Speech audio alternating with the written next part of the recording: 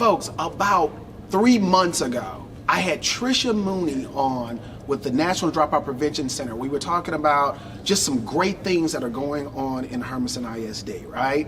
And she talked about an amazing team, right?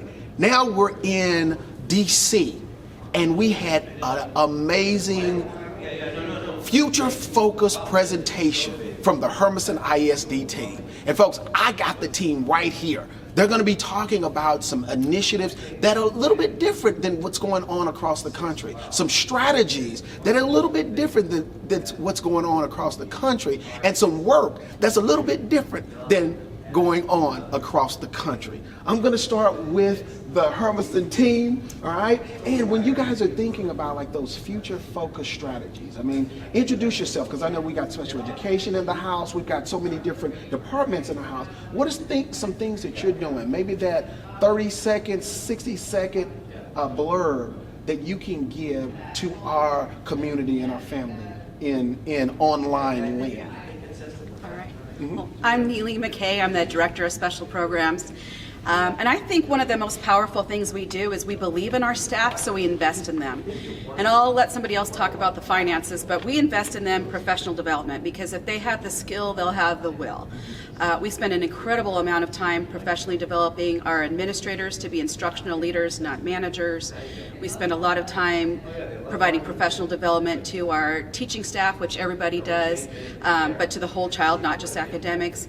But we also invest in professional development for our classified staff, because they're the ones spending the most time with our students who need the highest quality level of educator working with them. And so I think our investment in our staff, because we believe in them, is probably one of the most important things we do.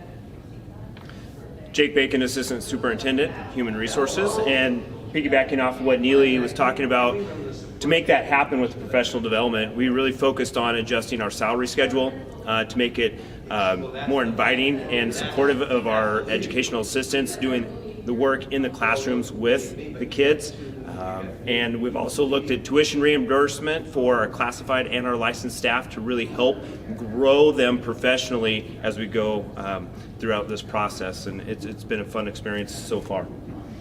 Dan Greeno, Director of Student Services.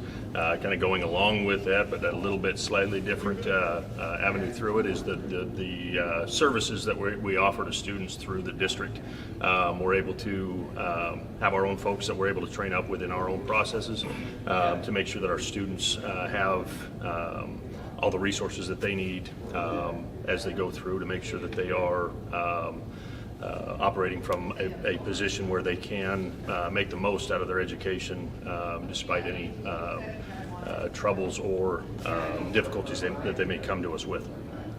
And I'm Jared Farley, the Director of Elementary, and what I heard said about Dr. Dominique this morning was that during the pandemic, he was future focused. He was saying let's not focus on how to react to the current situation, but let's use this moment to actually move the system forward. And I believe that's what sets Hermiston apart. I believe that's what underpins everything that you're hearing and everything that we're doing. Is we have said, how can we take the current situation we're in and move our system forward and not get lost in just responding to the current pandemic. And that really is what Dr. Mooney has led and this whole team is all about. Yeah, and hi, I'm Scott DePue. I'm the Director of Secondary Instruction, and I think we're sort of sticking to a theme here. I think what makes us unique, and I think you'd be hard-pressed to find other districts that put as much time in this year to move from the business management model to an instructional leadership model. We put in a lot of effort there, but really the effort was our work this year. What could we learn to better support our teachers? And really that's been our efforts. And so moving forward into the next year, we're hoping for really great things to happen. Folks, one thing that was said, there were two words that were said, and everyone did this: instructional leadership.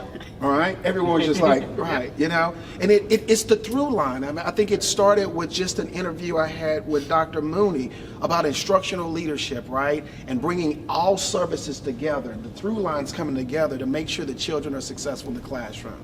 So, folks, if you're going out west, right, and you're going through Oregon, there's only one district you need to be worried about getting to, right?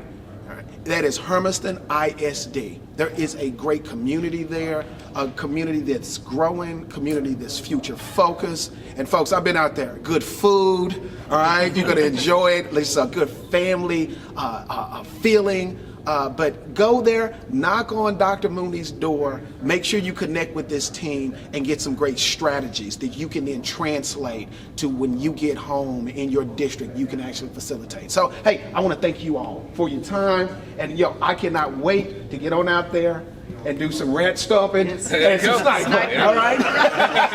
Thanks so much. I appreciate it.